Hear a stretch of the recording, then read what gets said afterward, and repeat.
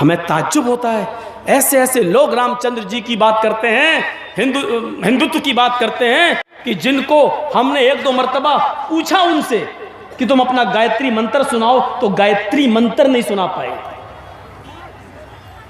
मैंने उनसे पूछा कि गायत्री मंत्र क्या है, तो उन्होंने सुनाया, ओम भूर्भुवः स्वः तत्सवितुर्वरेण्यं भर्गो देवस्य धीमहि धियो यो न प्रचोदयात्। मैंने कहा गायत्री क्यों कहा जाता है इसको? कहने लगा उसमें 3 मंत्र होते हैं। तो हमने कहा गिनिए तो कितने हैं? ओम भूर्भुवः स्वः तत्सवितुर्वरेण्यं भर्गो 2, देवस्य धीमहि 3, धियो यो न प्रचोदयात्। हमने कहा तो 4 हो गए,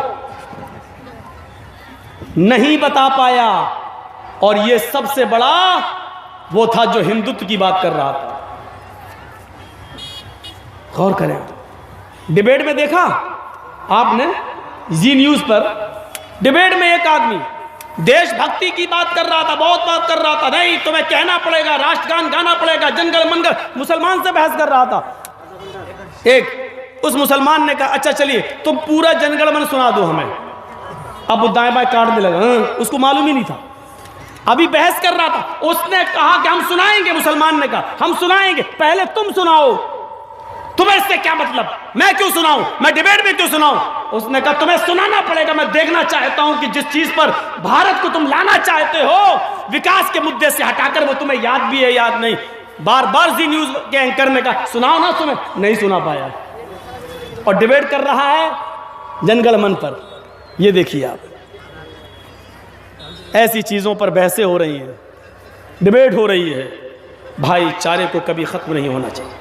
अब जहां तक धर्म की बात है तो मेरे भाइयों सबका धर्म एक ही है, नाम अगरचे बदल गए, कलमा मूल मंत्र किसी का नहीं बदला।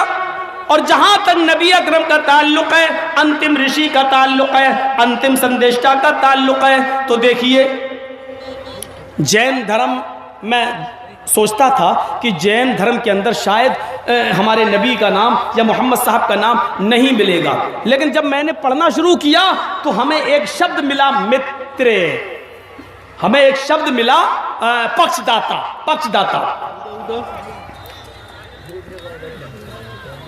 अरहन। ये जैन धर्म के अंदर अरहन का शब्द मिल गया। तू पूजा नहीं कर सकता है तो मत कर। चैनल वाले तो यार नाक में दम कर दिया, आप लोग एक बार सेट नहीं कर पाते हैं।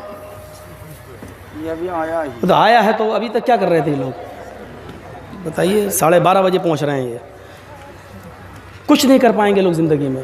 जिसको वक्त की पाबंदी नहीं वो जिंदगी में कभी कुछ नहीं कर पाएगा। कहीं से भी आ रहे हो, वक्त बहुत अहम होता है। एक एक मिनट के अंदर दुनिया की हुकूमतें बदल गई। अभी हम वक्त की कीमत बताने लगे तो सुबह यही कर दूंगा मैं, सिर्फ वक्त पर बोलते बोलते समय की कीमत क्या होती है। तो सुनिए, तू पूजा नहीं कर सकता तो मत कर, गरीब को दान नहीं दे सकता है तो मत दे, तेरे लिए अरहन काफी है।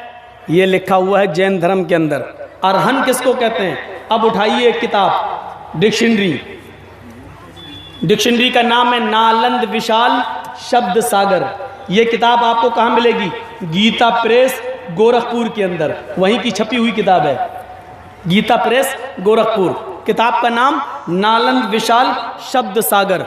इस किताब के अंदर ए और आर यानी अर अर आ और रा की लिस्ट में जब आप जाएंगे, इसमें लगा दो ना यार, वहां खड़े होकर बात कर रहे हैं, सबको डिस्टर्ब कर रहे हैं।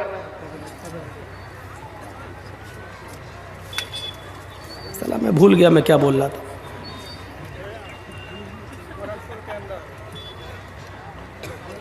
गीता प्रेस लगाने दो, उनको बोल रहा हूं मैं, भूला थोड़ी।